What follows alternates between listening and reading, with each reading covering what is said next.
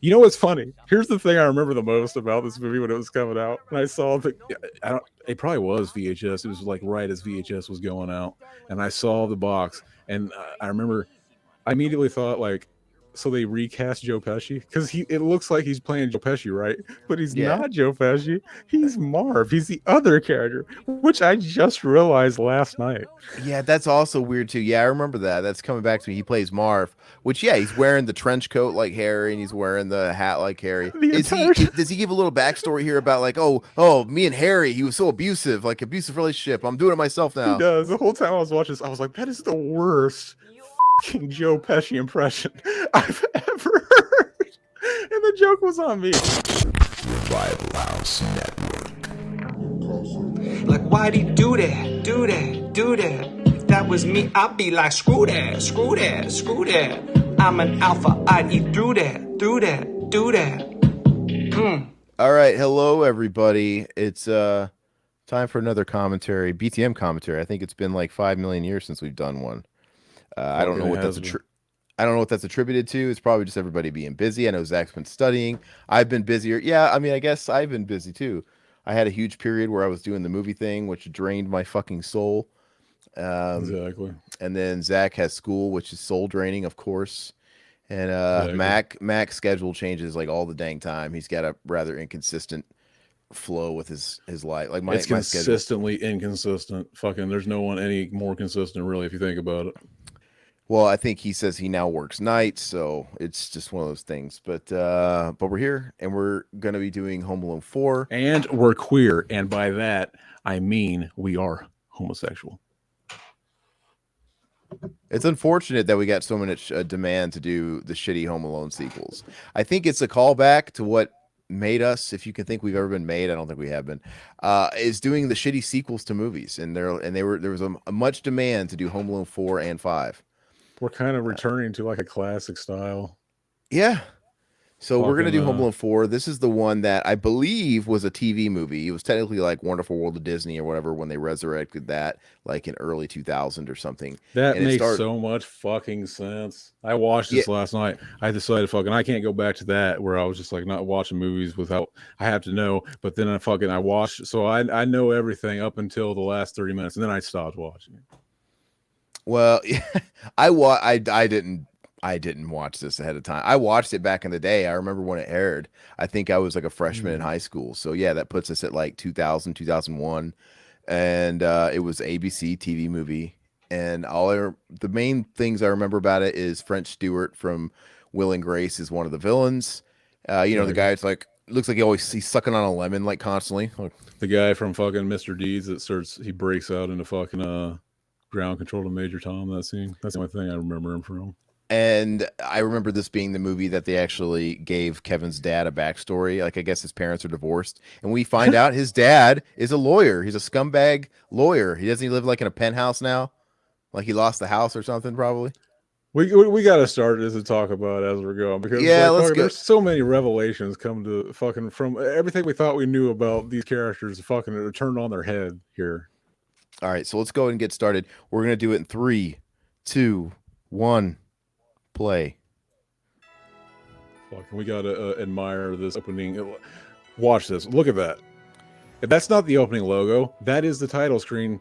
We are starting the movie already, and fucking, bam. Like in a way, I kind of like that because it's like fucking.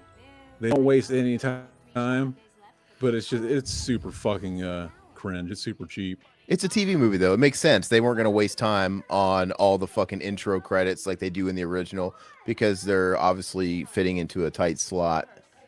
This is part 4. Buzz is noticeably fucking younger. Younger, What yeah. what's happening? What's happening? Or is it because he was the same age or a little older, but because we were younger when we saw the first one, and now we are older than Buzz? It is just blowing our fucking minds. Is that the case? That might be the case. Well, it's interesting too that this one came after 3, obviously, and 3 had a whole new cast characters, and they decided to dip back into the McAllister well at 4, which is weird because if you're gonna like recast everybody to completely unrecognizable people off of a total pop phenom. Just make them new characters again. Like, why do they think this is a great idea? It's confusing. Fuck. Can. But they're both hot. It's one of those things where fucking she's hot young, she's hot old. No. I have there's a weird thing I got for Catherine O'Hara in the early days. Like, she was kind of hot. And Catherine O'Hara wasn't old. I'm way older than she was in that movie. It's just the haircut. It's just how they dress her, and stuff. But she has to have that haircut because her name is O'Hara. Fucking she has to have an iconic haircut. Yeah. I frankly would probably take the OG mom over her. Okay, I like them both. I'm kind of digging this mom. Fuck the originals. You know what? Fuck everybody that shits on this movie. This movie ain't that bad. It's actually pretty good. I prefer it than the original, actually. You couldn't finish it. I don't. But fucking yeah, I couldn't finish it. But it's just like fucking, we'll get through it. It's one of those movies that right after I watched it, I immediately forgot everything about it. But it's coming back to mind now, and it's just like fucking man, the kid. Fucking let's talk about the new kid because fucking Macaulay Culkin, he made this role iconic. When you're casting this movie, you got to pick a fucking a little kid that just like fucking bam, that's it. And fucking, what do you think of this kid? I've seen him in something else, and I can't quite put my finger on it. I want to say I wouldn't remember anything else I saw. I want to say he played like a bully in something. He's kind of got a bully nose. I knew a kid like this in the 6th grade that was a bully, and he looked just like him. He had that Freddy Krueger nose. Fucking hell yeah! But the mom kind of that same fucking nose. The mom kind of looks like a hybrid of the chick with the fake jugs from Big Daddy and Princess Peach in the Mario Brothers movie. Like, they just smushed together. Like, they both scissored and their fucking pussy juices secreted and created this new creature. So we're getting backstory here. Like, oh, dad's gone. I'm watching. Is that what he's doing? Is he like reminiscing on Christmas Past? Exactly. They're watching old shit. You know what's funny is I was over an hour into this movie before I realized, oh, this is just the same characters from the old movies. Well, it's kind of a raw deal for these characters because at least Alex D. Linz from the 3rd one can say, "Oh, I played this character," and then now you can't say who played Kevin McAllister, Macaulay Culkin. No one's gonna realize this fucker also played Kevin McAllister. No one's gonna care. Exactly. Everybody's gonna be like, "So who did you play? What's your most famous role?" Kevin McAllister. They're like, "Bootleg." No, you didn't. I'm just gonna think he's liar. The whole time. Exactly. Fucking. He means that he played him in like a fucking like made for TV movie overseas or something like that. But like fucking this guy, while I was watching this, I thought, is that the motherfucker from the Abyss? No, it looks like the brother on Truman Show. Fucking, he looks like so many. He's a not guy. He's not, whatever that guy was from the Abyss. Doesn't he look like the brother guy on the Truman Show though? The guy, was that his brother, Jim Carrey's brother, or who was that? Fucking his buddy, maybe. His buddy, yeah, that's what it looks like. Yeah, he kind of looks like he's giving me Michael Bolton energy, like after when he had short hair and shit. Hell yeah. When a man loves a woman. Why? Start singing it right now. Why do they always? He does look like him. Oh, he's getting remarried. They're fucking. They're getting remarried. She's like, what the fuck? We just. It's only been like 8 months, and he's like, fucking like. Yeah, but like this other chick is super hot. Basically, is what he says here. And you got to respect him for that. Dude, she's obviously kept the house. She obviously took him to the ringer, but he's got a penthouse, and I wonder. They probably just took it upon themselves. They took their own liberty of saying, "Hey, let's just call him a lawyer." I wonder if when like the original John Hughes movie came out, Chris Columbus, if they actually wrote a career. I'm sure he did. I'm sure John Hughes had a idea of who these people were, even if we didn't know like what they did for a living. Like, was Catherine O'Hara just a housewife, and what? I mean, if anything, it kind of almost I could see Peter McAllister as like a stockbroker or a stock trader, like just a Wall Street guy. That's just because it just seems like that type of dude. I never even thought about what he does. It never crossed my mind. Yeah, I mean, but like I'm not. When we find out here, it doesn't. It feels very bootleg. Like fucking. It literally feels like Like fucking it seems like some maniacal people that were just like fucking they gave us the right to make this movie. We're gonna like write whatever we want into the script. It's gonna be stupid. We're gonna write the dumbest shit, like the dumb shit you wouldn't think that would happen, but fucking Kevin's mom and they're gonna have exactly. is They're gonna have to go OnlyFans. with it because hell yeah. That's an interesting fucking plot. I'd watch that. Hell yeah. Yeah. Fucking her milking her big fucking Catherine O'Hara tits. Get fucking fisted all by over Uncle my Frank. face. Exactly. I'm always wanting to meet those chicks on Tinder that are like shooting that shit and they're just like fucking, oh, you got a dick. Fucking you never do though. You never run into them. Fucking the ones that do say fucking like fucking oh, you want to record? Fucking they never talk to you. Fucking doesn't work right. You run into a lot of that? What have you fucking one or two? Wait. Back up. That they want to record and they never do. What do you mean? Like it's all like you're just like no, message? you just never fucking they never talk to you. It's like you were not what I had in mind. Fucking sometimes you match with people and then they just never say anything. That's the funniest. Oh, thing. like maybe bots or something, or you know what it is I think like there's a lot of people that just kind of like autopilot, you know, exactly. and they don't have any apparently fucking yeah, there's just like a whole thing where it's just like fucking sometimes people just do it because they need the satisfaction of matching with people. They never even intended. I buy it because it's no different than like Facebook or Instagram and getting likes and shit. It's just the same, right? I have to imagine if you're somebody and you just get like an influx of people saying, hey, they liked you, or they're messaging you, or even I imagine getting a lot of inbox like first messages like, hey, you're so hot, or hey, that's just got to do something to your fucking ego. I get it. So yeah. See, you don't have any horror stories from that then? Nope. Fucking not yet. Our boy Mac has one or two. He could have been here. I imagine that you're dating. I remember. Go ahead. I remember seeing Mac's video. The sex tape. The one where he fucking the Michael Myers mask. He had an early bird fucking fail pretty much. Oh. And it was just like, oh shit. He went off. He did. Damn. It was beautiful. Wait. I was like, holy shit! Look at all that cum. Why did he... I was like, man, I've seen everything from my boy, but I've never seen a cum. I've never seen him cum. And I was like, holy shit, that's what it looks like. Holy shit. Hold on. Wait. So why would he show you this video of him preemie ejacking everywhere? Because it's hilarious. So, but he showed it to you. He's like, hey, look what happened to me, Zach. Let me show you this. Or we should have basically fucking it was our boy Adrian Mendoza wanted to see it. Fucking it all went down on our show. Mac and Zach Say the World. Now Kane Gang. But fucking he sent it to me first. And I had to see it. I had to see fucking had to see my boy in action. Dude. Okay, so you showed this to Mendoza?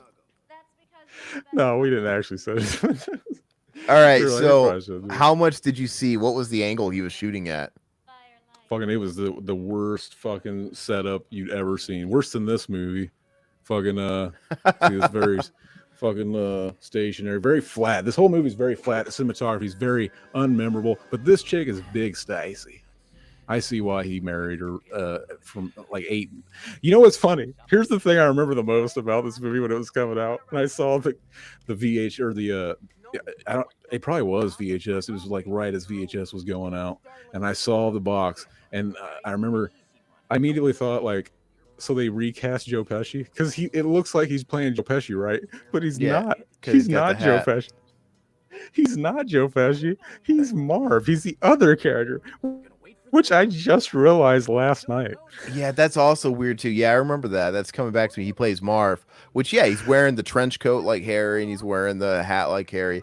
And so does he give a little backstory here about like, oh, me and Harry, he was so abusive, like abusive relationship. I'm doing it myself now. He does. The whole time I was watching this, I was like, that is the worst fucking Joe Pesci impression I've ever heard.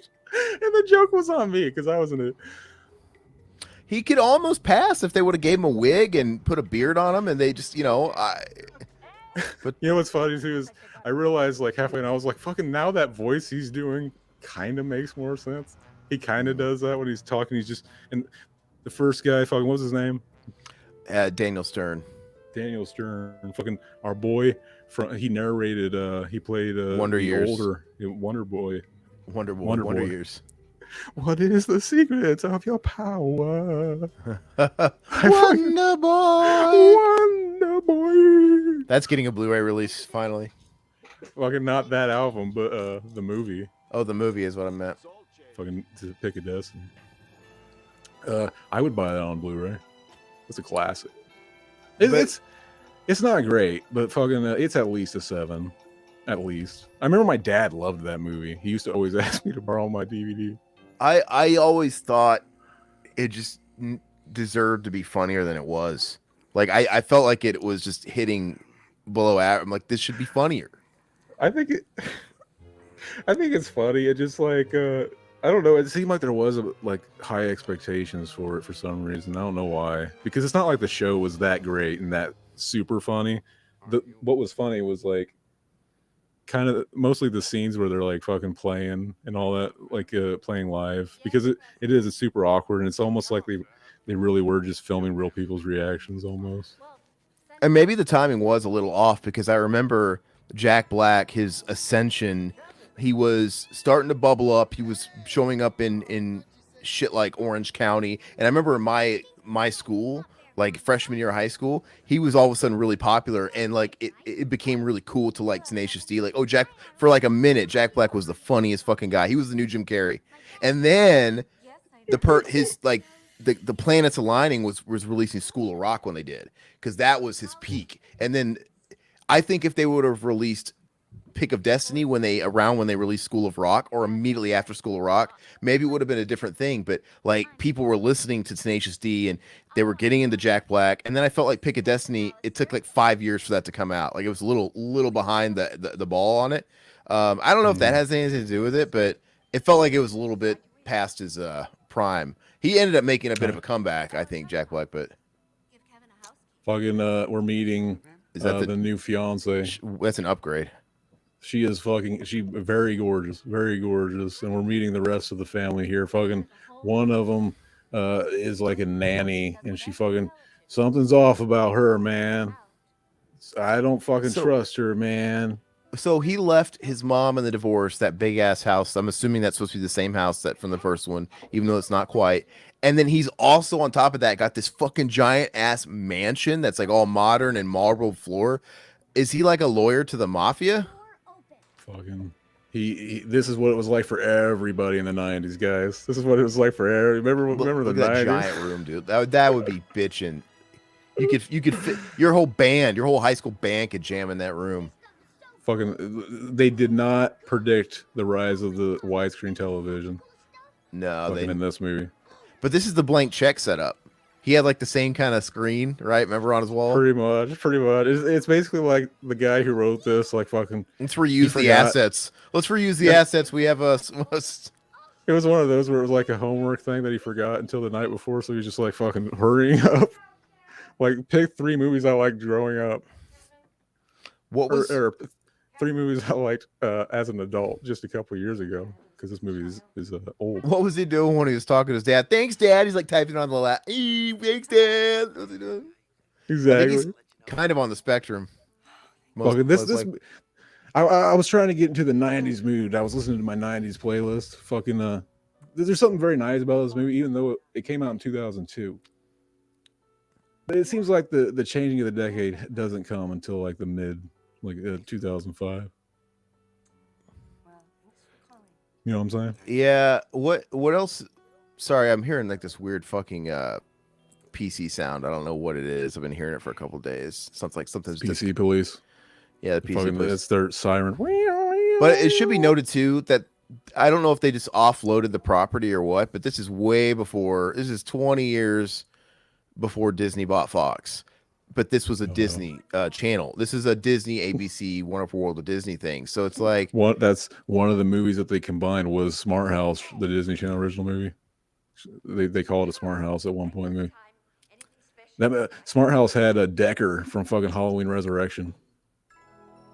and the Irish made for TV. Look at that! Look at that shot. There's something very not Sam Raimi, but fucking what's his name? Old school Peter Jackson vibes.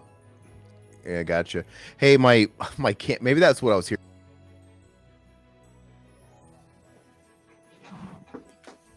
Because you're fucking John Cena over here. Hell yeah. There's something very like, even though it's like it's a mansion and fucking it's really nice and she's got a lot of shit, it still looks like a Sears catalog. Like nobody really lives here.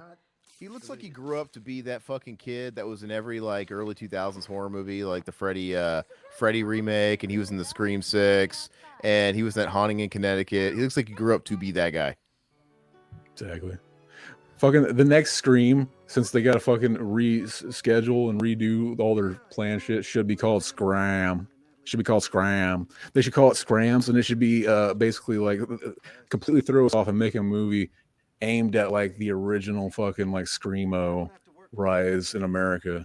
It became Scrams whenever the emo subgenre originally it was 80s and shit, but then whenever it came out in the early 2000s and got big mainstream, people were pissed. They were like, fucking this shit is not, we got to make a new term to divert, to separate, and we're talking about Scrams when we talk about Screamo, not this fucking under oath bullshit. We mean the original shit that sounds like fucking black metal with fucking chaotic riffage going on.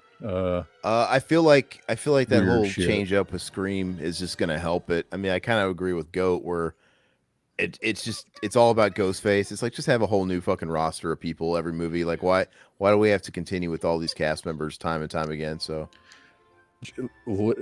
if they don't if the next movie doesn't end with them taking the mask off and it's literally fucking Ghostface Killer from Wu-Tang Clan, I am done with this fucking series.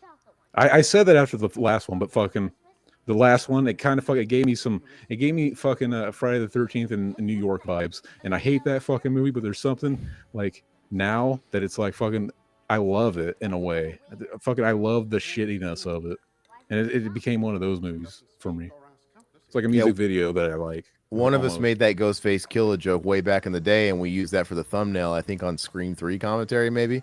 We did. Exactly. Yeah, is Ghostface Killer's face superimposed? I still say it. I still say it every time a new movie comes out. Same thing with Nev and Neve. Nev and Neve. They, we couldn't get Nev Campbell, so let's get Neve from Catfish. Yeah. The fact that they didn't do that in Scary Movie is fucking stupid. Like, they had to have like tried it, but like couldn't do it because of scheduling conflicts or something. I can't imagine they didn't think of that. There's no way. Yeah, I don't know, but I think the temptation is real to bargain again with Nev Campbell, because it's like, well, shit, we built this new cast up and we said, fuck off, Nev Campbell, we're not paying your salary.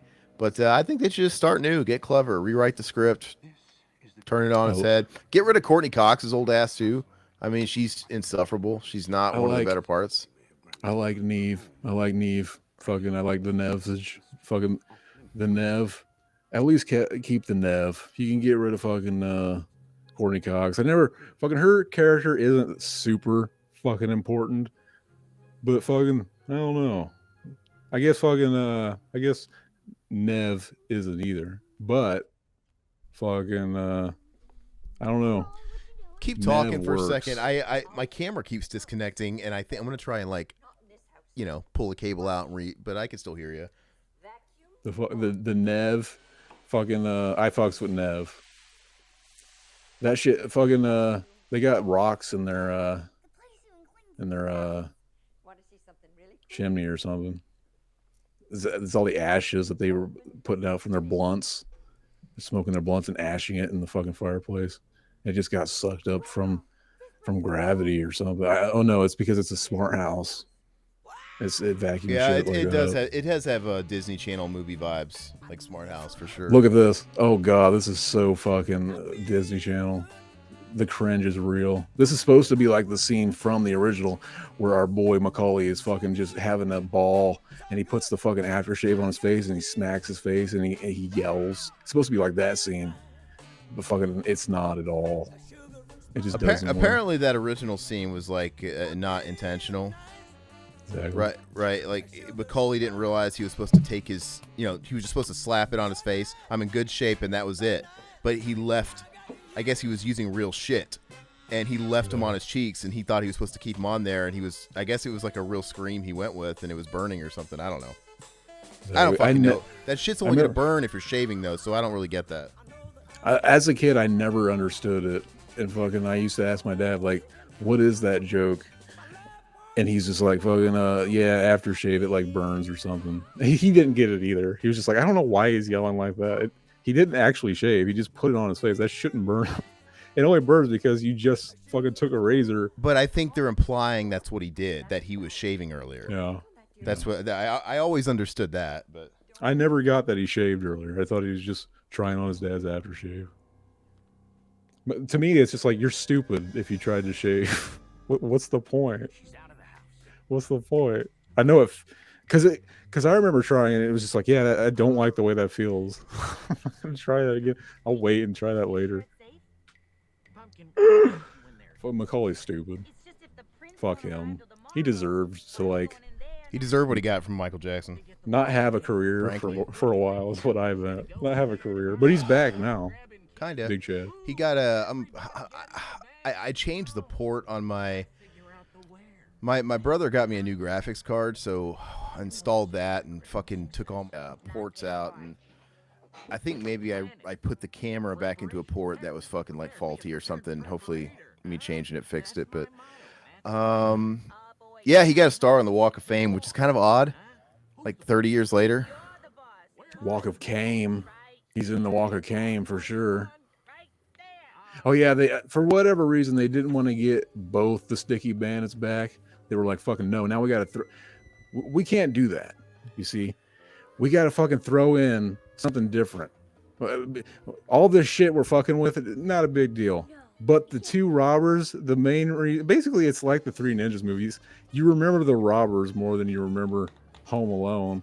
I guess it kind of like, there's a good mesh of the kids and the robbers, and because like fucking you got all the buzz and shit at the beginning, but like fucking yeah, Three Ninjas is way more of a movie that you only like because of the robbers.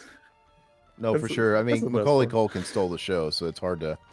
But refresh my memory. I know he refers to Harry like in the past tense, like they don't have a relationship anymore. But does he mention where he is? Is he in prison? Is he locked up? Is he dead? What does he say? Anything? He might. I didn't pay close enough attention to this fucking movie. That's the chick from Dodgeball. And she's like the most famous person in this movie, I think.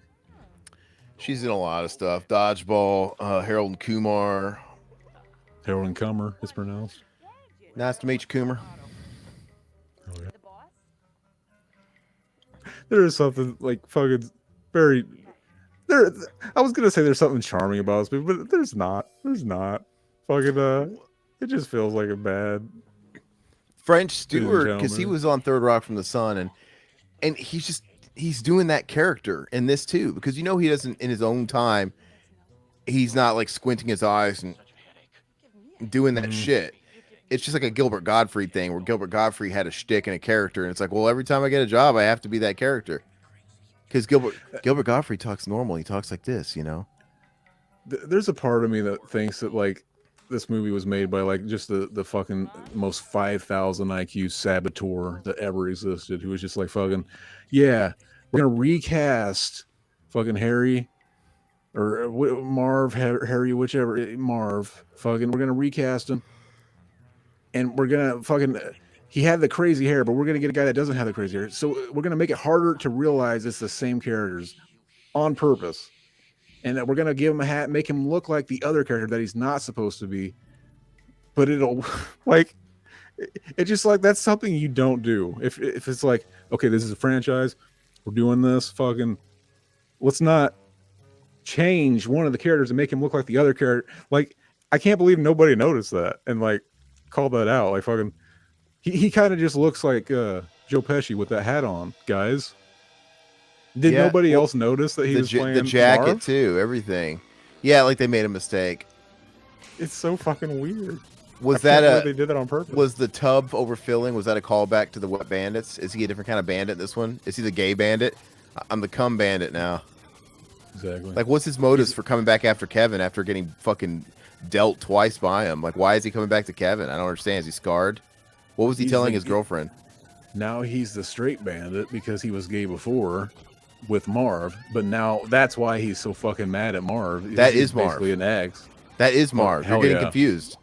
Hell yeah, that is Marv. That fucking this movie actually isn't even that shitty because it has all the characters it should have. They didn't fuck up. Fucking Marv is just his girlfriend now. That's just what Marv does. What? Marv is just like fucking hell yeah, dude. Fucking Marv Joe is Pesci. Brent Stewart. Are you like trying to imply that the girl is Marv? See, Oh, yeah. you're getting confused because of the outfit, because of the wardrobe. It's fucking you up. I'm getting confused because exactly fucking you know what's funny is I never was huge into the Home Alone movies, so it's really easy for me to mix up which character is which. I'm like the kid that like didn't watch like Ninja Turtles, and I'm like fucking Michelangelo when he's talking about like Donatello. Or Look something. at that year 2000 drip, man. He's wearing Jinkos, and you haven't even mentioned it. Well, I didn't even notice.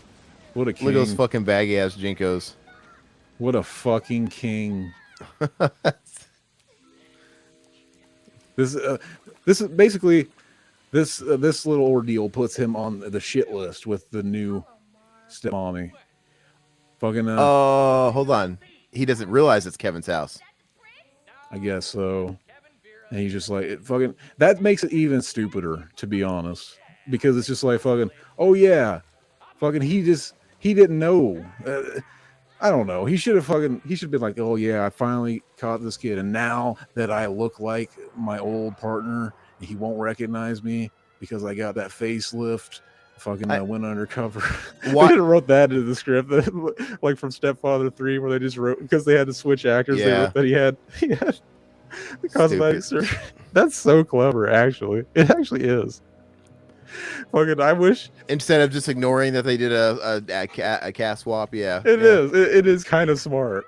Like, I wish I would have known that existed as a kid because I would have thought that's fucking awesome, and I would have started from an early age. It's like when I grow up, I'm gonna fucking direct. Really quick, I have to take a my second. Look how badass this would be. How fun would this be to have a house that was like 6 inches of water? I'd be pretending like I was Link and I was in the water temple.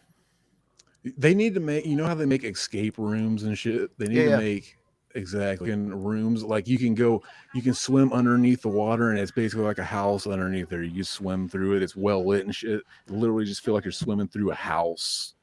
Fucking just blow our minds. Because we've tried all the drugs. We need to feel that shit sober now. We need to fucking like know what that shit's like, because you never get a chance to do that. Like, there are people that died before us never getting the chance to do that. Why should we have the same fate? It's possible that could be a business venture for me and you, Aaron. Why is he now telling him about burglars? He never wanted to tell them shit about burglars and stuff. And none of the dialogue that's coming out of this like bootleg Kevin's mouth sounds like Macaulay Culkin at all. Like, nothing he says is something he would say. Like, even when he first saw Marv, he goes, "Hi Marv, what's up? Oh, hi Marv." It's so dumb. I wasn't even like under the impression that Kevin ever even knew Harry and Marv's name. Whoever wrote this is a fucking idiot. They probably let like a 9-year-old who liked the first two movies write this movie. It's possible. It seems like it might have originally like. Oh, you said it was on an original like. It was an TV? ABC made for TV, like Wonderful World of Disney ABC movie. Yeah. I was gonna say it might have originally been a Disney Channel original movie. When I sat down to watch this, right out of the gate, I was kind of surprised and like pleasantly surprised, because it was like I put it in thinking that I was gonna watch. The fact that it was shot on film kind of brought a smile to my face. I don't know if it did you too when you noticed it, but like fucking like the opening when it had the credits and they were moving a little bit. It was like oh, cool. Yeah, I mean, it's got a very 1999, 2000, 2001 look to it. But now it fucking now I'm not feeling it. No, fucking, I mean it's not a good movie. He plays for the Gliders. As in Astro Gliders. As in what Michael Jackson used to fuck Macaulay. Oh, holy shit! Allegedly. Actually, it was never allegedly. It was never alleged. I can't even say that. I'm just. Our boy Macaulay never said that it never happened. Did you? What if it did never happen? What if it was just a bunch of parents that wanted to shit on Michael Jackson's name? Wouldn't that be fucking hilarious? That now that nobody's convinced of that is when it was true. There's probably some people. But you kind of like you're making your bed. Michael Jackson knew like his actions. Like, what do you think is going to happen? What do you think people? I know. It's like if it looks like a duck and it sounds like a duck, I mean, people are going to think it's a duck, man. Like, it's fucking. We shouldn't weird. just make it okay for adults to start doing that, Michael. We got to be careful, man, because you're special. We got some angry people messaging us when we did the Good Son commentary, and we were making these same jokes, these same Michael Jackson ties and Macaulay, and yeah, exactly. But this is how shitty and bootleg this Kevin is. We were talking about the real Kevin. Caven is more like it. His name's Caven. Oh, that's not going to be out of date in a year. Is that what is that? That's like that didn't even look like a real VCR plugged into a wall. Like a, I don't know, piece of cardboard. Fucking it is. It's a Sears catalog. The sets were just they were shooting it at fucking Sears. Did you ever see those videos where people are at Sears and they look up into like the ceiling and they can see big ass rats running around just like in the open ceiling, running on platforms and shit, and they pull out their phone and film it, just zoom in. It's so funny. It's like it's clear as day, but it's like that should like get you in trouble. Why do they look like they're heading to fucking what, Springwood? It reminds me of like Freddy's Dead, and they're heading to Springwood, and they're going to go to like the fair, and they're going to run into Tom Arnold and Roseanne, and they look like they just got done freaking in the back, and like she squirted everywhere, and that's what all the soggy shit is. Their squirt juice. All the best movies have vans. Okay. You got Freddy's Dead, you got Jason vs. Freddy, you got Bride of Chucky, you got Home Alone 4. Exactly. Home Alone. Yeah, this Mr. Deeds guys, I mean, he's got some DSLs. Would you let him? Some big juicy DSLs. Fuck yes. Fuck yes. The best. The best. It's fucking gross. He always reminded me of like the older brother on Blossom. That's sort of a dated reference, so I don't think you'd know what he looked like off the top of your head, but he's clearly too old to be him. Remember that what was Blossom? That fucking yell? Did you see his face? Yeah, it was extra. I would be embarrassed if I did that fucking take and that was the one they used. But you know that the fucking director, when he did that, he was like, he didn't tell him, like, fucking, he was trying to sabotage, so he was like, oh, that was perfect. And inside he knew, like, fuck, holy shit, it was perfect. He liked it he did like it, but it was just for different reasons. What if have you ever like watched certain types of flicks and you wonder what if a different filmmaker made it? What if Victor Salva directed this? Oh, fucking Victor Saliva, because he'd be fucking drooling the entire time he's filming this kid with his fucking camera, weirdo with a beardo. That I just noticed that that lady is like from something. She is that Piper Laurie? Oh, you know what? That might be Piper Laurie. Is that Piper Laurie? I think that's the mom from Carrie. I was watching this and I was like, she fucking looks super familiar. I don't know. I'm gonna look at. She does look like her, but let me double check. She looks like somebody from a movie I've seen. Who is this? Then that's the maid, right? Exactly. She's made in the shade. Because she's doing all this fucking shit behind the scenes. Because we're not supposed to know, but she's like a bad guy in the movie. She's like fucking in cahoots with the bad guys. I don't remember who the bad guy. I don't know who the bad guys are really because I didn't watch the last 30 minutes. It's not Marv. Matter. Who knows? Hold on. So, I look up the cast and the end of the cast it shows John Hurt and Catherine O'Hara as Peter McAllister and Kate McAllister, but that's not right. That's an error. This church person's name is. It's got to be a mistake, but. This has Barbara Babcock. That's her name. Fucking, she's got to be in something I recognize her from. I mean, I can look her up. She's holding a Golden Globe, so she was famous for something. She's the lady. She's the lady from Mrs. Doubtfire. That lucky to meet you. No, it's not Mrs. Selna. Mrs. Selna. Barbara Babcock. She's best known for her roles as Grace Gardner on Hill Street Blues, for which she won an Emmy, and her role as Dorothy Jennings on Dr. Quinn, Medicine Woman. So she's more like a TV person. So maybe you've seen her, but makes sense. This is all fucking TV people, I'm sure. Yeah, and that guy looks like he could be the brother of the dude from what's the Truman Show? No, the Truman Show. Not Ed Harris. I keep thinking it's Ed Harris. I keep thinking of him every time I see him. I'm going to see what this guy's name is. Jason Begg.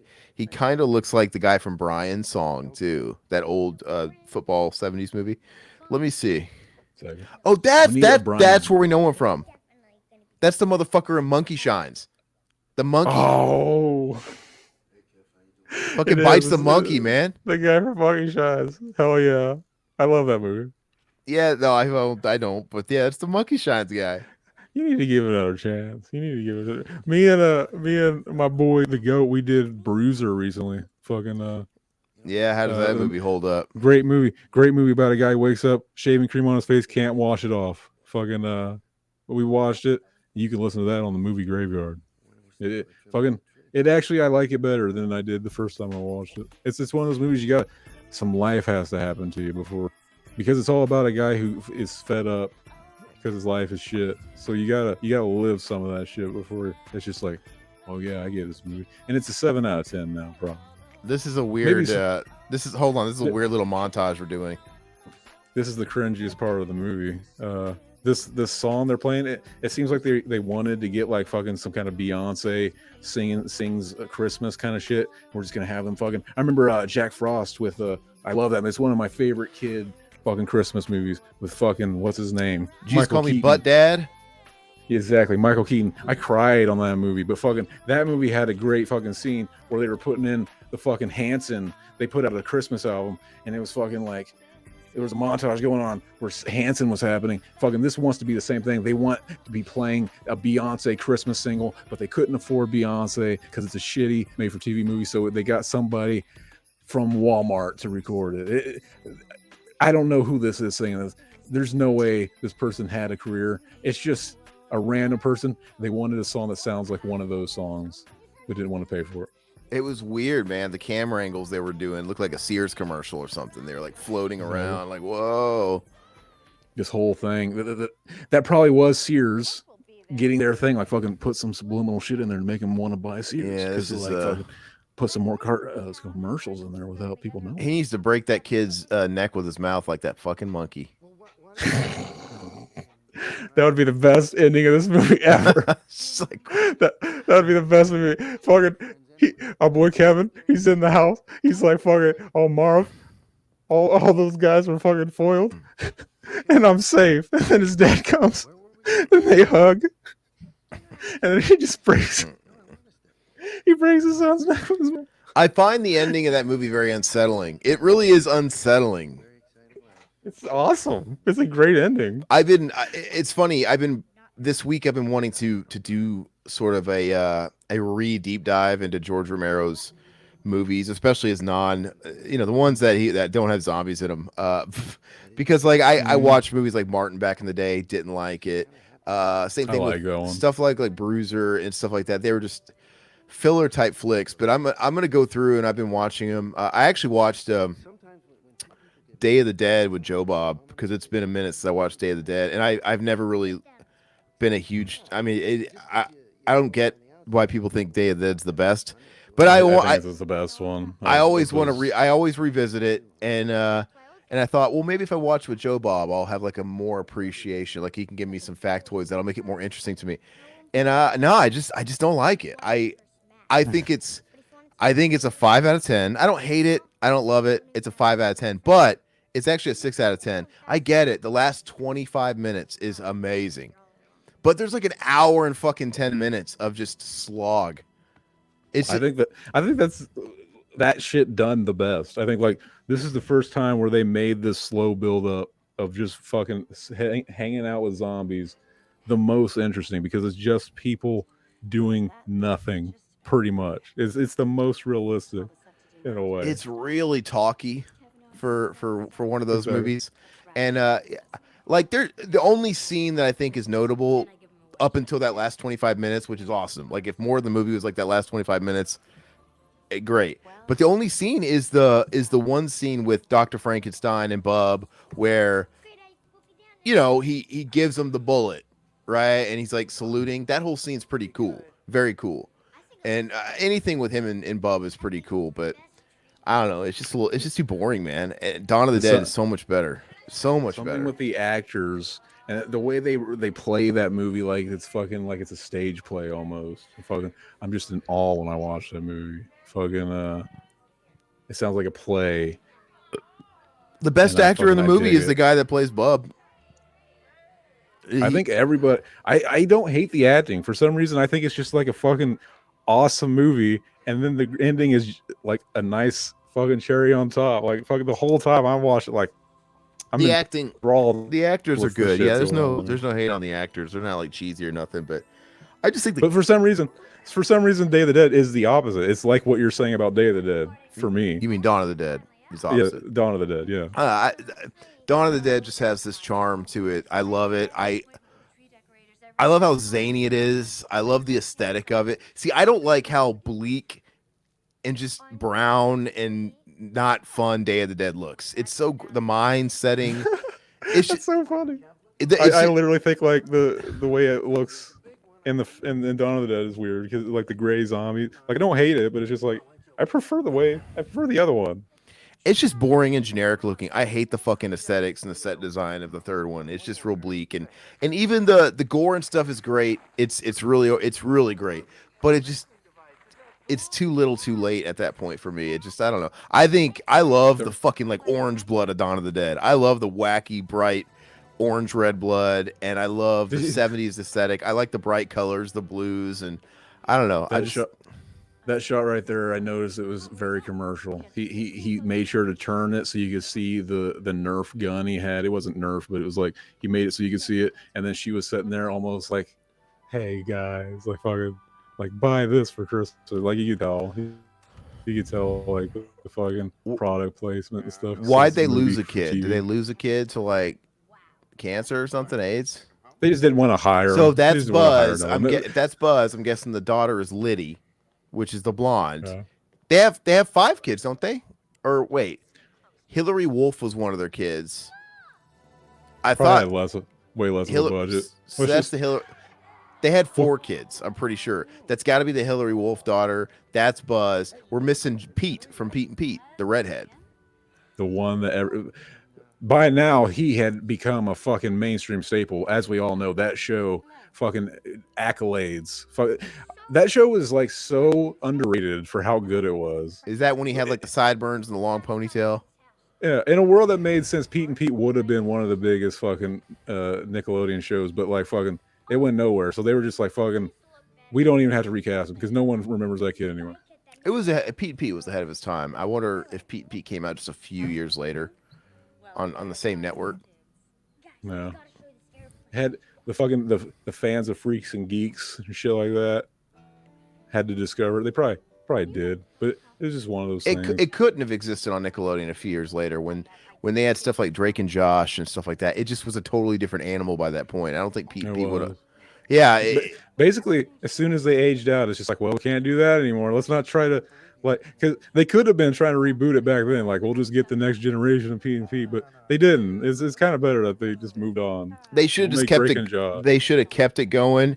And we could have followed Pete, Big Pete, Little Pete as they got older. Like I want to see Little Pete get in trouble for date raping a girl, and I want to see him go on trial, and I want to see just to become life, right? Like fucking it becomes the Wonder Years.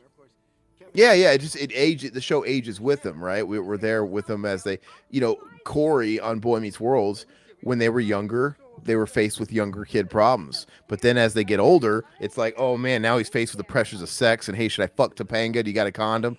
They start aging with the characters. And He should have been thinking about that from the very beginning. yeah, because you obviously were, you fucking weirdo. It's like, Everybody was. Everybody was. What? They're kids. Everybody was when you were kids. Oh, this scene right here, fucking right there. They had a moment. She was. They were talking about that time they got lost. They're He gonna had to pull out the fuck. He had to pull out the fucking map, and they had a moment. And then the lady, the new woman, was like, "What the fuck is this? What's going on here?" And she had to put a stop to that. What the mom I know is from something too. Yeah, she's very recognizable now. I'm gonna look her up. The Beautiful People comes to mind. That fucking Marilyn Manson song. Everybody in this movie is fucking beautiful. Fucking I would have sex with that guy right there.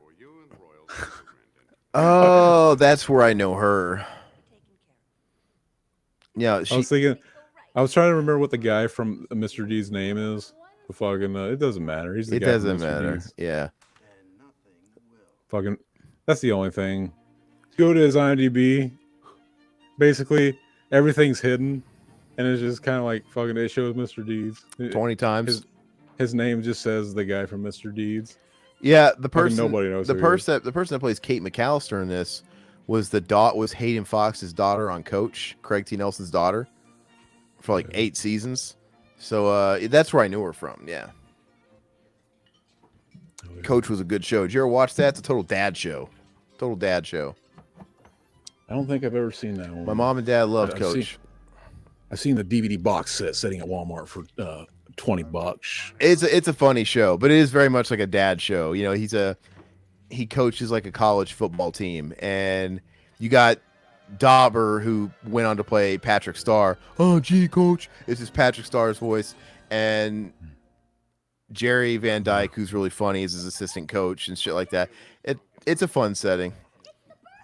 Oh, yeah. You know what they should have done? They should have made this the one scene where he doesn't have that beanie on because he has to be a waiter, and they could have just put the wig from Marv wig, like a big fucking Larry King-esque wig, and it's like, oh, and it would be funny because like, oh, that little stocking keeps all that hair down. That's funny.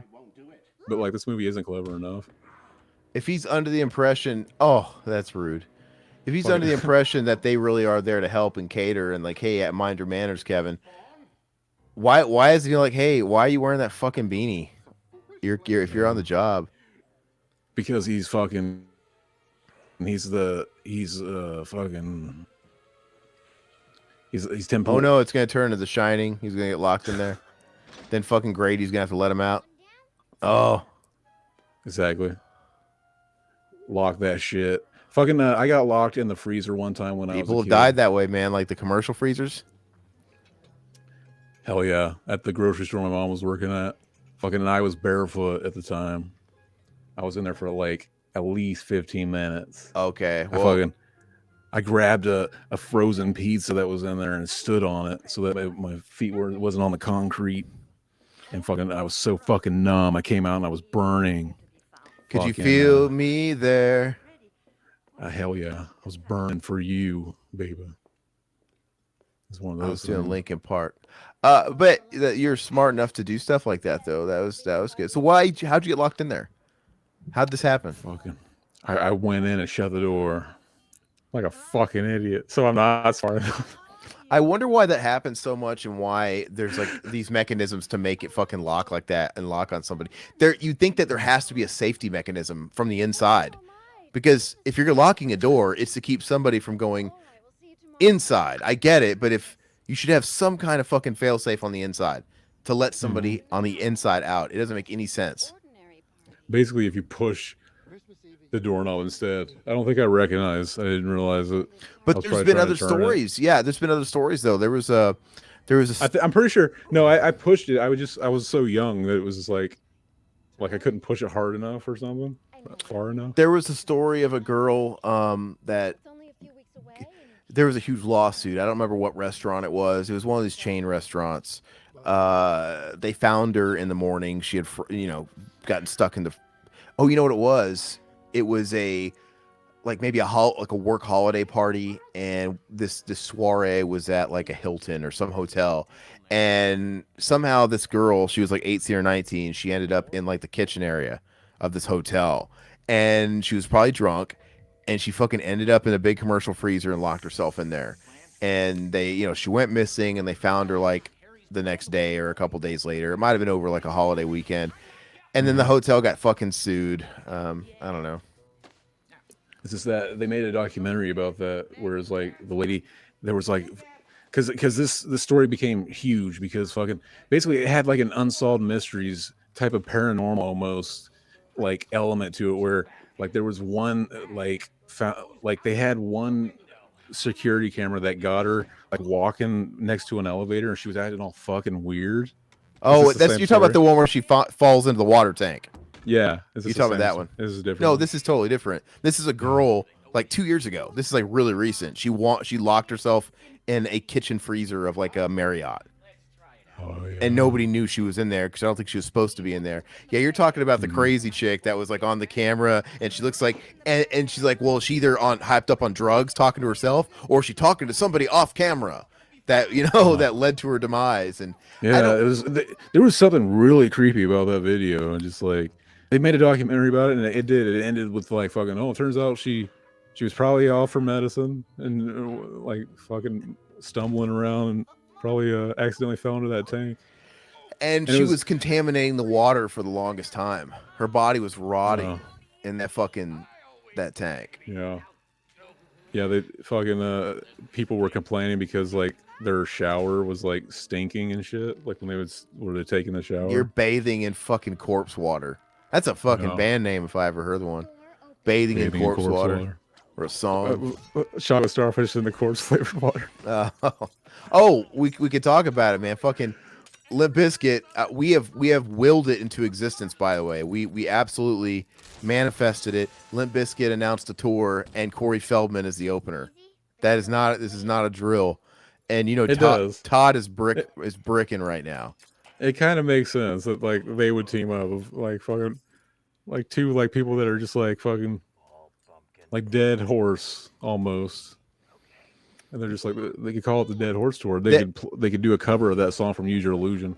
There's Kicking the Dead Horse. There's a couple of main support acts that are I guess like probably like underground hip hop people. Corey Feldman's like bottom man on the tonal pole, like tiny name, and then there's like an MC. I'm like, dude, missed opportunity to get Pauly Shore to MC the show, like just introduce every band. It would have just the prophecy would have been fulfilled. MC Stammer, get me to do it. But like I sent you a photo because it was funny because I don't know, maybe he's just negligent. He's delusional, man. He was going on and on about like our very first stadium tour. I'm like, first of all, these are sheds, which is cool, but that's not a fucking stadium. And it's not your stadium tour. You are the fucking bottom feeder on the bottom of a fucking package tour. Let fucking Corey feel good about himself. He deserves it. It's not a stadium. He's gonna be fucking buddies with our boy Freddie D. Fucking him and Pauly Shore are gonna be back on the map any day. I know for a fact he's probably like, hey Fred, you gonna come out and join me and play our song? He's like, nah, it's all right. I bet you that shit ain't gonna happen. Fred Durst is not coming out at fucking 3 p.m. in the sun to fucking sing a song for Corey Feldman and blow the wad of showing Fred Durst before it's time. You know what really bummed me out when that fucking Limp Bizkit Still Sucks album came out and was just fucking terrible? It pissed me off that they didn't put that fucking Drinking Jizz Till You Pass Out and Fall on the Floor song on there. That was actually, I kind of fucking nodded my head and had fun to that song just because it sounded like he said drink jizz and pass out and fall on the floor. Can you kind of hum the chorus again, the hook? I know the words. I'm having trouble with the hook. How does it go? They say it's like, is that your bitch? Cause she told me she ready to go. She ready to go. We drinking jizz till we pass out and fall on the floor. Oh yeah. They were kind of ahead of the curve in the single era. Like they had a couple of these weird off singles when they signed to Cash Money, and then no album ever came out. And because the best part is when Lil Wayne's verse. Lil Wayne, he said, "I'm free falling." This is how right before the chorus comes back, like the end of his verse. So he's got to kind of build it up and fucking make it end with like a good fucking line. He goes, "Oh, I'm free falling, yeah, head first, red cap to the back like Fred Durst." And then the chorus comes back, and it's like, oh, they drinking jizz till they pass out and fall on the floor. I kind of thought, what a missed opportunity that was, because that was in 2000. 11? Was that 11 or 2012? Look at that! Look at CG fire. Did you see it? Yeah, it looks terrible. That There's a girlfriend got scene shit all over. There's a scene like that in Bruiser where there's CG, a CG element for no fucking reason, and it's that right there That where he weird yells close Kevin. up. Yeah. That was funny. That was very Peter Jackson. But fucking what was I saying? You're talking about CGI fire and Bruiser. CGI. There's not CGI fire. There's a scene where I'm pretty sure it's George Romero's. I almost call him George Camaro. I made that joke while we were doing the movie, but fucking George Romero's daughter comes and she's swinging like a weird candle thing. And oh no, they might have been fire. They might have CGI'd fire on the candle, or it was like a light, and they CGI'd the light, and it's like so jarring. It's like, why did you do that? Did us coming to the revelation that this guy was in George Romero's Monkey Shines make us start talking about George Romero, or were we talking about George Camaro first, and then it's like, holy shit, that's the Monkey Shines guy, and it came full circle, like, whoa, which one happened? It just came. I don't remember. It just naturally fucking George Romero is just so influential. He's still fucking lingering over us. I would love to interview that. We should get that guy on the podcast and just straight up ask him, like, when you got to that point in the script and it said you got to bite this monkey's neck and break it with your teeth, like, what did you think? Or I'm like, he's like, was that even in the script? Is that something you suggested, like as an improv? Like, what if I bite like, we don't know how to end this movie. We don't know where we're going from here. Like, what if I take it in my mouth and it just helplessly fucking submits and I break its neck? I literally thought you were saying we should ask fucking George Romero that, and I felt like fucking you want to contact him via Ouija board or something. We could do that on the show. You know what? Total missed opportunity because I met him. When I met him and I got that autograph for Todd, there was nobody in line. I had all the time in the world to just fucking talk to him. I should have been like, dude, what is up with that monkey? Like, was that in the script, or is that it just screams of you're shooting and you're like scrambling for a rewrite. Like, we have no fucking idea how to end this. How are we getting out of this situation? Somebody just whip that shit out. I think he might have literally thought of that first and like, I'm going to write a movie and build it all around doing that and making it make sense so that I can get away with doing that. Or maybe like, hey, you know what? This is a means to an end. It's a placeholder until I figure out how we're really going to end it. And he just fucking time got away from him. It's like, shit, we have to go with fucking the placeholder. He's got to break the monkey's neck with his teeth. See, I think the easy thing to do would be somebody comes in and saves him. Like, you never expect that he's going to be able to do it himself. And that's why it's kind of the best way to end it, because it's like, you should never give up. You should never. Why was that monkey so damn evil again? I've already forgotten. Because was it Rabbit or something? It was actually, somebody gave it a girl's name and it was actually a boy monkey. Because you can't tell the difference between a boy monkey and a girl monkey when you look. You ever notice that? You ever notice they look the same? Yeah. Fucking the monkeys. Yeah. Look at all the monkeys do. I'm sure the male gorillas are bigger. Like, you never know. You never know. There's probably differences. They put a bow in one of their hair. Remember the fucking what was it called? Dunstan Checks In. No, that fucking other movie. The Disney movie where the guy travels across country with Mighty Joe Young. Or no. Fucking Born to be Wild. Born to be Wild. Wow, that was a real deep cut. Yeah. Fucking, I loved that movie. And fucking, yeah, I'm pretty sure there's two gorillas and one of them has a bow in their hair. And you never see, because there's only that gorilla gets separated from the other gorilla. So it was like fucking, but he's hanging out. It's actually a girl monkey in that movie, I believe.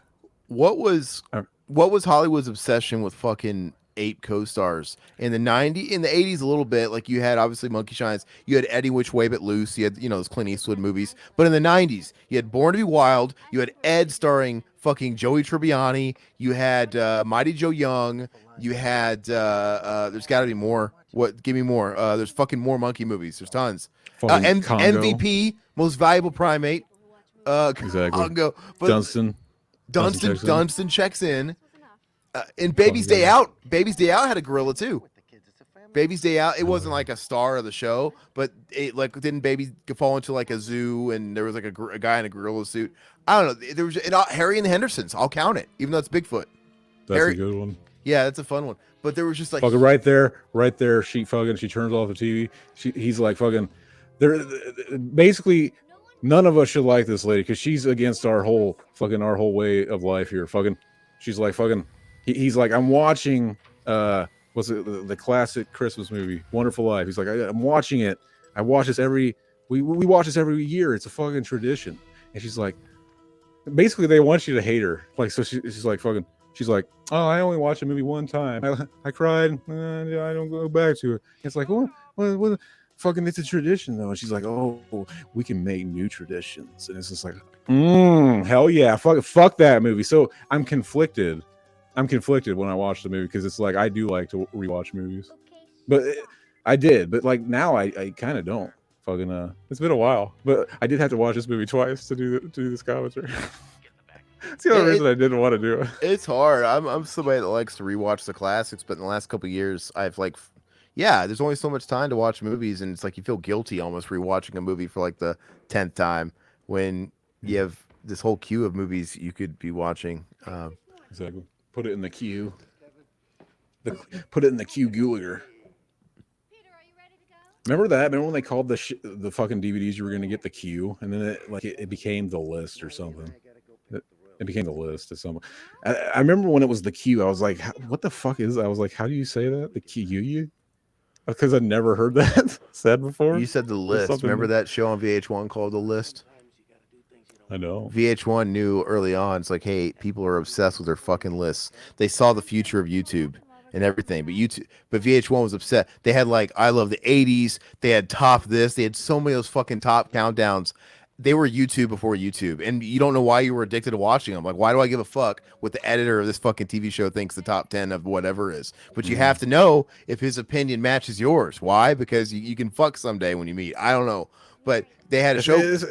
Go ahead. The best is whenever it's like that like fucking this list sucks. They're all corporate shit. I would have put that one fucking earlier. Like fuck you. That's a bullshit list. But they had a show on VH1 called The List where they had a guest host.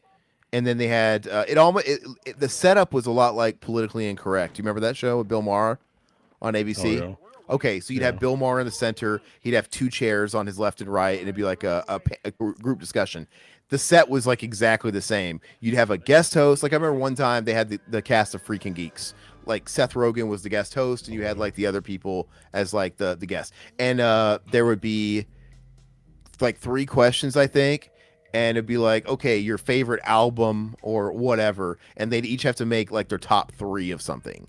And they'd go around the fucking table. And it was kind of mildly addicting. Like, yeah, I wonder what this person's going to fucking say. I remember Hootie and the Blowfish was on there, the whole band. It was all Hootie and the Blowfish. And I was listening to that on my 90s playlist. Oh, that sounds like some shit you would sing. That song feels like the song playing at the beginning of Heavyweights. What is that song? That's Yep. Oh gosh, I could have sang it if you didn't put me on the spot. It's no, I know what it is. It's a good one. I should put that in the 90s list. Fuck. Now I feel like I gotta watch. I'll search it. The second I type the first letter, I'll remember it. It definitely wasn't Toby Keith. No, it definitely wasn't that. I was listening to that and I was singing my Toby Keith version where I said, "How do you like me now? Now that I'm fucking gay, you don't think I'm crazy." I don't remember if I talk. I used to always say that growing up. Every time that song would come on, I always sing that version. And it's one of those things where now when I hear the song, I can't not think of that version. What is the song? It's a good one. Fucking, I need to add it to the list. Oh, it definitely wasn't. It wasn't that Dwight Yoakam song that I was listening to. I was jamming to. Isn't it? Oh, it's that Party of 5 song, right? Hey, Mom. It's that Party of 5 song that was also the theme to Party of 5. I know it's on the tip of my fucking tongue. What? I'm just gonna look up Party of 5. I don't give a fuck. There's 5 of them. Fucking Nev Campbell, and Bruce Campbell eating Campbell's soup. Oh, it's Closer to Free. That's the song. Like, I'm gonna hear it. Because I gotta. Yeah, it's one of those things where if you just hear a second of it, and then it's like, oh yeah. Especially like, it's probably because they're so similar. If you think about one, you can't think of the other. Because I thought of the only one. Yeah, it's everybody wants to be closer to free. Everybody needs it once in a while. Yeah. that That was the theme to Party of Five, and but was that a recorder? it sounded like an accordion. Fucking awesome. That was our boy Troy from Angus.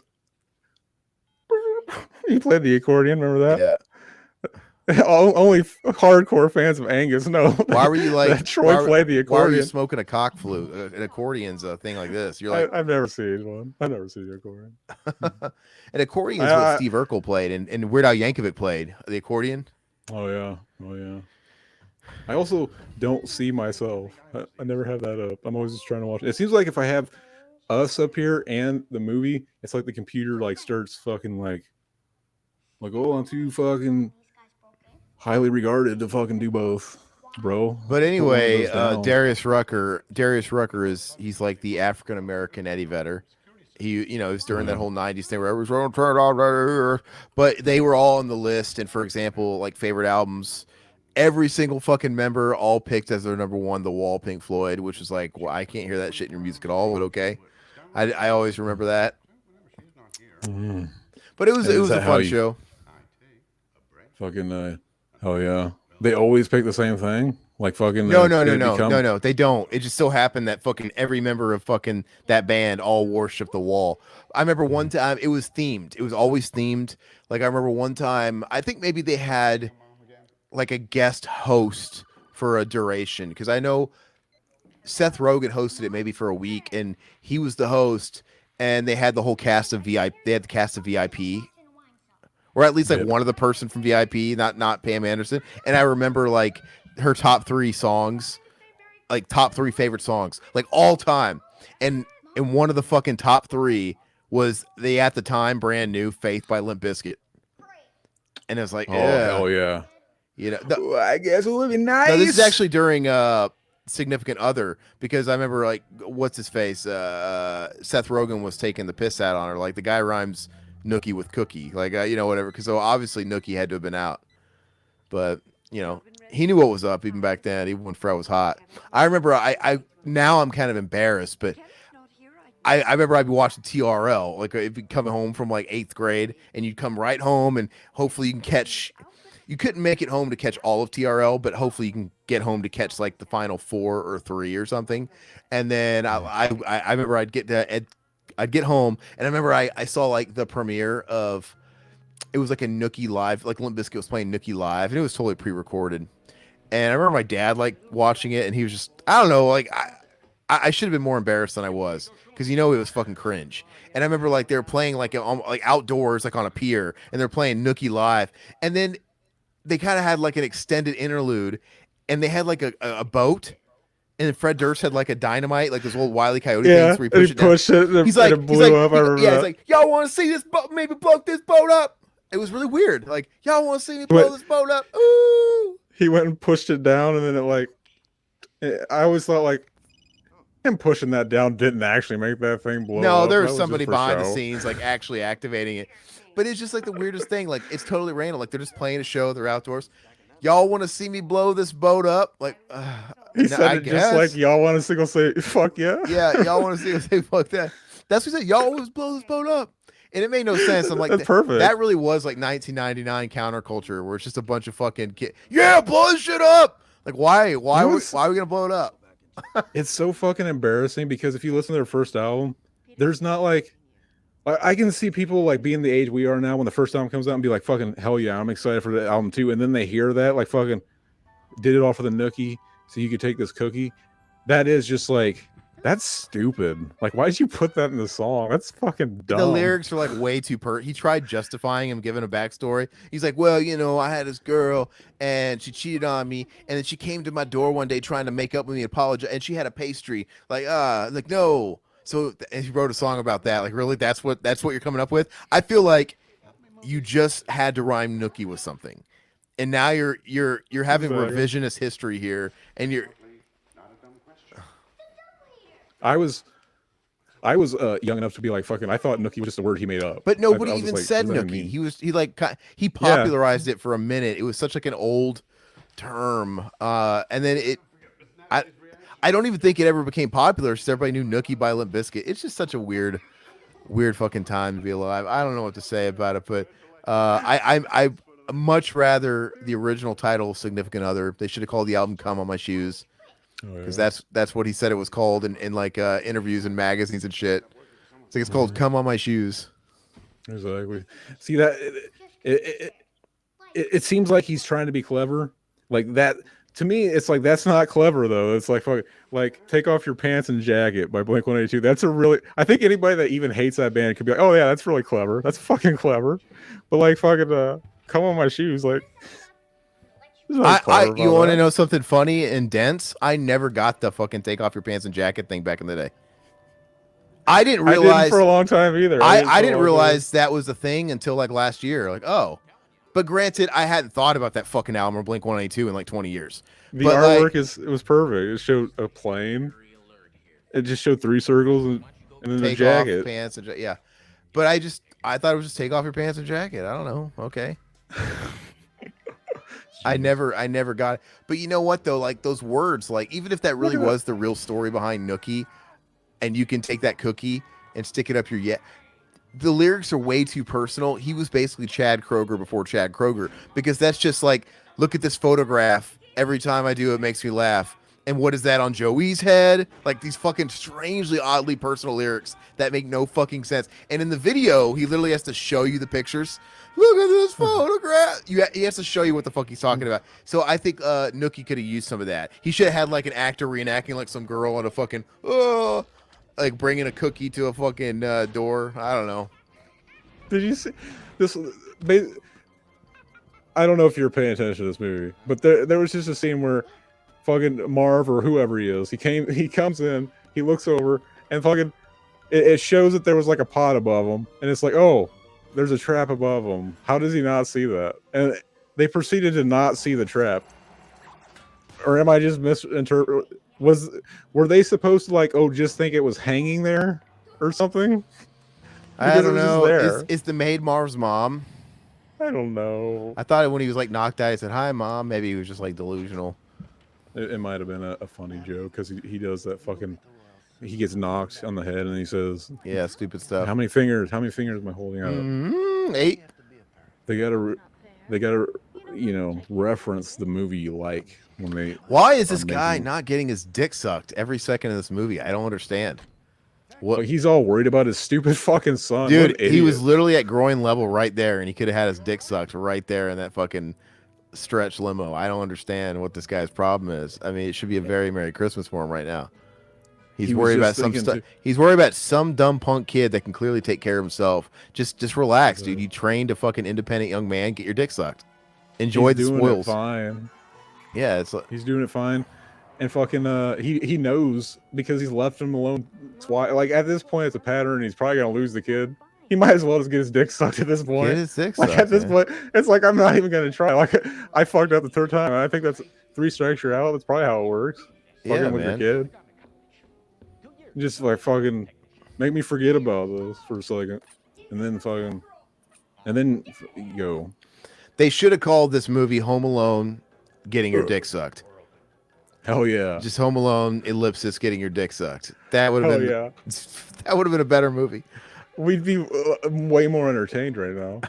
That should be the porno parody. Exactly. I was thinking of a funny Home Alone fucking your stepsis. What? The fucking funny like porno names. I came up with like fucking. I mentioned good ones before. I came up with another one that was pretty good. Oh yeah, Skeet Ulrich. You wouldn't even have to change it. Yeah, I got a brother named Skeet. Hell yeah. It's his nickname though, but he's known by Skeet. You should call him Cummer. Hey, Cummer. Exactly. Harold and Cummer go to White Castle. How have we not done one of those? I don't know. Hey, look, he's doing the Home Alone 2 thing where the Talk Boy, but now it's on a speaker. I just sold my Talk Boy on the eBays. Hell yeah. How much do you get? Well, I got to preface this by saying, do you remember when I was going to sell it during COVID in 2020, a few Christmases ago, and I let Goat talk me out of it? Mm-hmm. I had a buyer, and I had to literally, I sold my Turbo Man, I sold my Talk Boy, and I literally got cold feet, and then Goat talked me out of it. I mean, it's my decision, so I'm not mad at Goat, but I literally had to back out of the sales, and I forfeited like eBay fees to keep them. So I had to pay eBay fees, and I had to look bad on eBay. And I was an idiot not to sell then because prices were at an all-time high. I wasn't even thinking about it because of COVID. It was right before they reissued the fucking Turbo Man. Oh, the Turbo Man I had sold for $850, and I backed out. And then the Talk Boy I sold. It was new in box. I sold for $1,300. And I let fucking go. You want to trade for my Turtle Man? I got it for $20, $30. I let Goat talk me out of fucking over $2,000, 2,100, 23. Like, I'm an idiot. So of course now I'm regretting it, and I sold it. I sold my Talk Boy for $600. So that shit got cut in half. And then the Turbo Man I haven't sold yet, but the most it's going for is $300. But like, there's some that are going for $200. That shit got cut way down when they re-released when Funko put those out. So fuck my life. I wish I could have like thought about that. I think at the time I was thinking, yeah, man, I could always sell it again. I wasn't thinking about just the influx of people buying shit online because of COVID. That was the time to like sell games, my game collection, anything and everything. I'm an idiot. But yeah. I tried to pull out my fucking Stretch Armstrong recently, and it's all fucking hard. Oh, why'd it get hard? I thought that happens in the cold weather. Fucking happens over time. It doesn't even take that long. Like, I used to take it out every couple weeks and fucking like do it. And I noticed every time I was doing it, it's like, man, this is getting harder to fucking move around every time. And then the last time I tried, it's just like, but granted, I did wait a long time before the last time. I kind of just forgot it.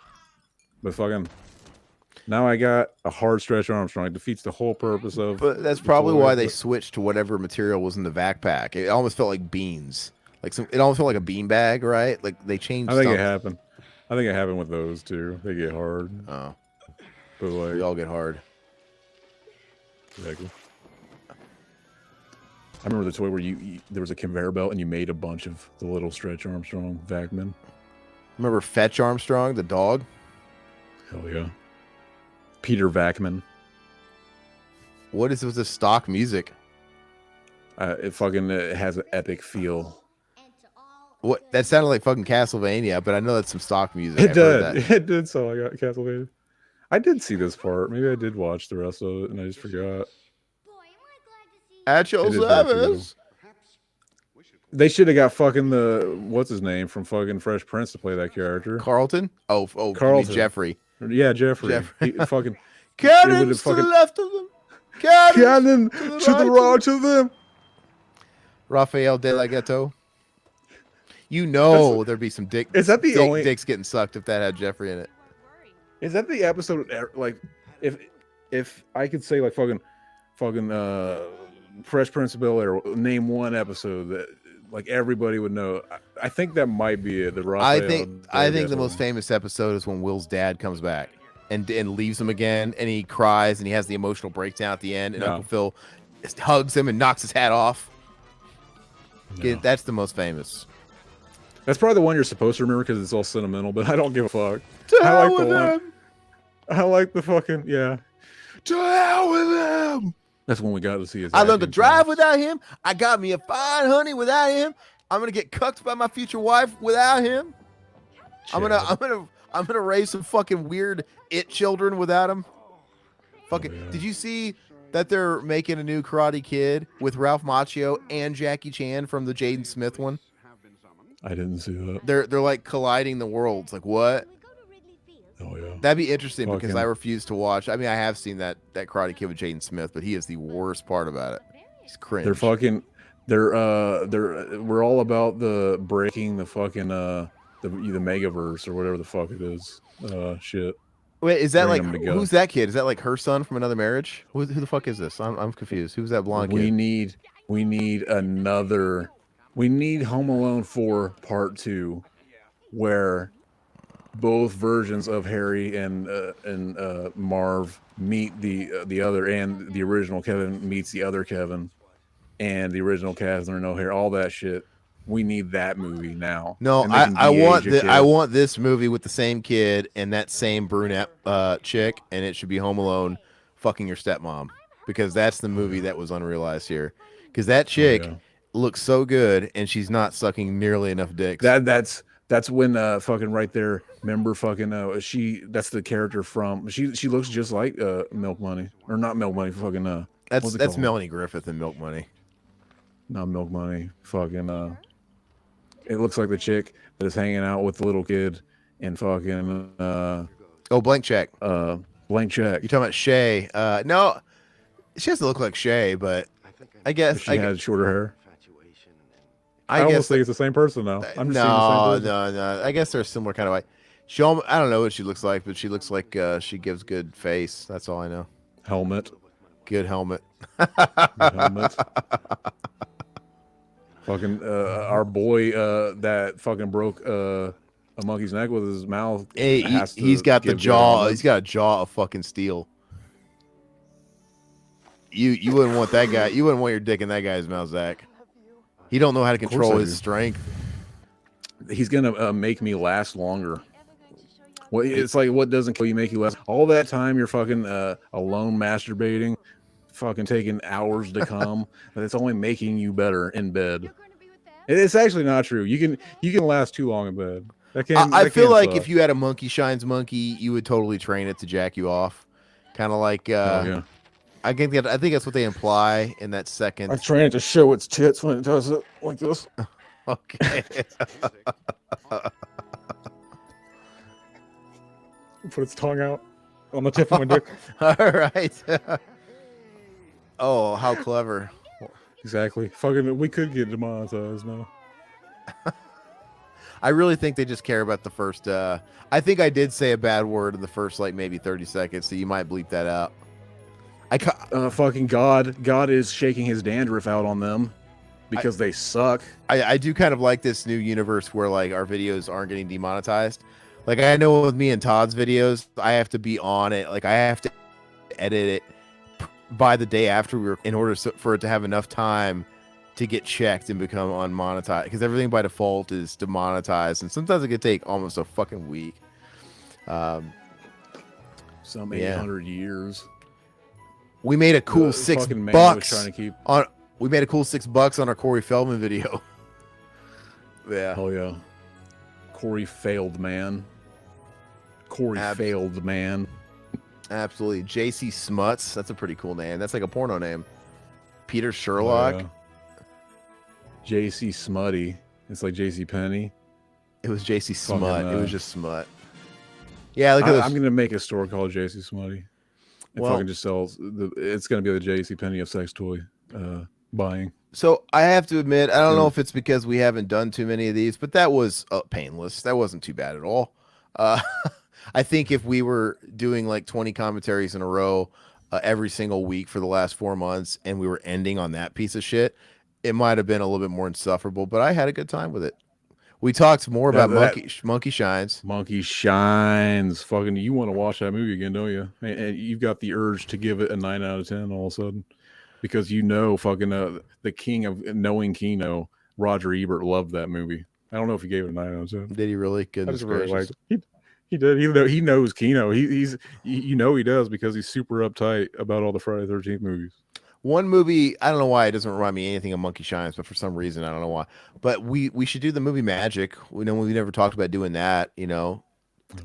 Mac likes dolls and shit, you know. Fucking, he likes the Living Doll movie. We just got to tell him that it's fucking. You just wait, Mac. It's gonna start walking around anytime. Just wait. And then when the end comes, and he's just fucking pissed off.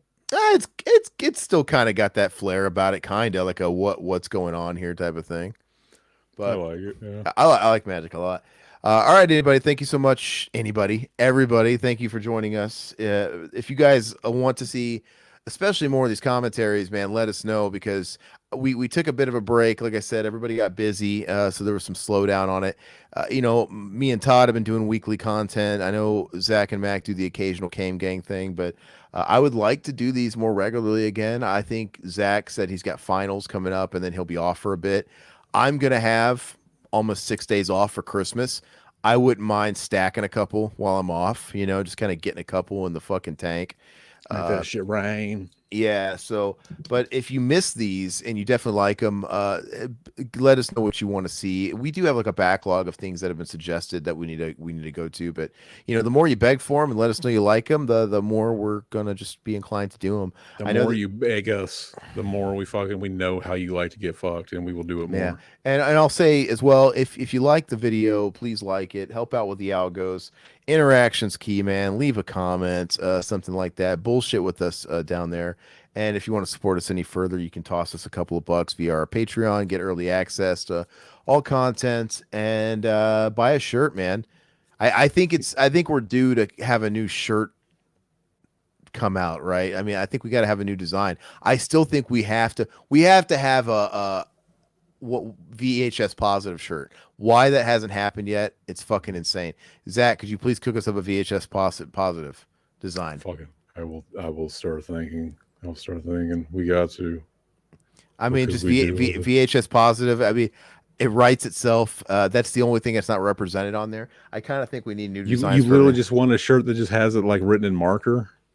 Well, it could just be like the old VHS logo. I don't know. I don't know if it should be like the HIV. We get the shirt. It's white. We just write it on there with magic marker. It writes itself. It writes itself. It writes itself. Hey, really quick, I want to thank everybody that has done their part in supporting and follow, you know, subscribes to us on Patreon and has bought a shirt. I went through the spring a few days back, and you know, there's been people that have bought shirts over the last 6 months or so, and they've bought everything. There's been some Kame Gang. There's been some Revival, there's been some BTM, everything, so we appreciate it, so you're showing love.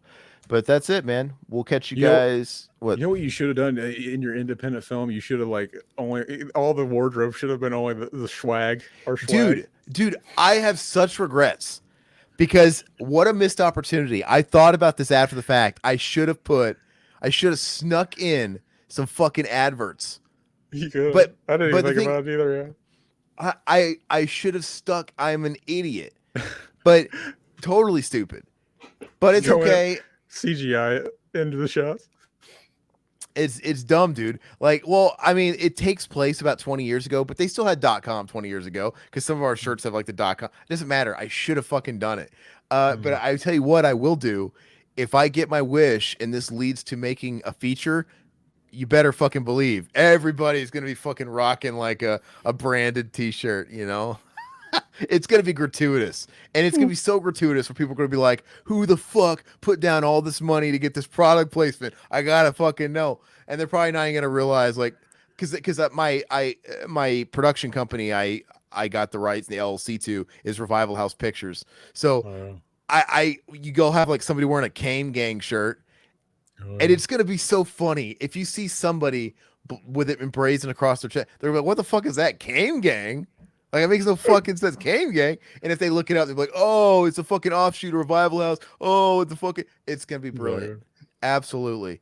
And I actually would challenge Zach when we get to that point. We got to come up with new designs specifically for the wardrobe that we can fucking sell. It'd be great. We could have the big antagonist of the whole fucking thing wear the one with Zach's blown up face on it. And it make no fucking sense. Like, what the fuck is this? He's wearing this like very distracting big giant head on it that's bigger than his head. You're not gonna know what to look at. Just some random guy too. That's what makes it funny. But all right, guys. Well, like I said, leave comments. Let us know. Join our free Discord. You can chat with us and let us know what you wanna hear for our next commentary. But adios, love, peace, and chicken grease. Bye bye, fuckers. Bye bye, puppet. Zach Pete in a solo cut band. Couldn't miss Cameron's loving. Josh and Scott failed and Riverman's babe. Bye bye, puppets.